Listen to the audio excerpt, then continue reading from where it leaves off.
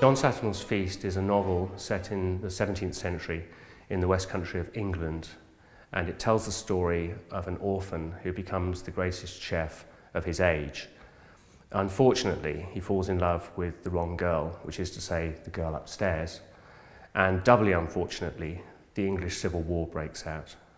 The inspiration for the novel was the history of English cooking, which I discovered was not red-faced men stirring vast pots of stew, but was eclectic and cosmopolitan.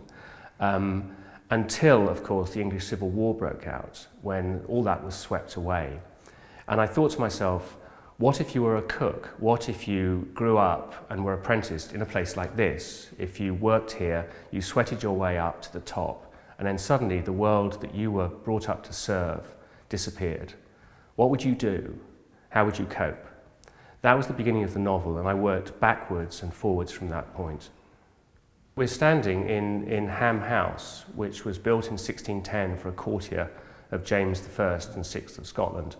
And this is one of the only, or I believe the only, surviving 17th century kitchens. So this is where John Saturnall would have worked and grown up. And we're surrounded by the original equipment. This is an original 17th century table.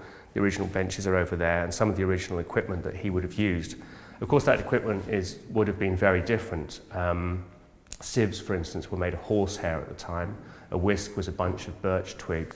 Everything was done by hand. Bread was baked 3 times a day, and there were 3 different types of it as well, of course, corresponding to the 3 different orders of the household: the lowest labourers, the servants, and the people upstairs. This was a cuisine which was much more sophisticated than anyone would have expected. I remember in particular Ellen Fetterplace's recipe for making sugar syrup, which began with a loaf of sugar which you ground down into a powder. You then inserted the powder through a goose quill into an inflated, washed out pig's bladder, and then suspended it over a bath of simmering water for 24 hours. And that way you got your sugar syrup. That's the first ingredient of the recipe, and it gets more complex from there. So this was an extremely difficult cuisine to cook. It took a great deal of skill. And of course it took even more skill because everyone was crammed in together into a space like this. So this kitchen would have served 70 people a day. It would have been incredibly hot, incredibly cramped. This was John Saturnall's world. He not only worked here, he lived here and slept here as well.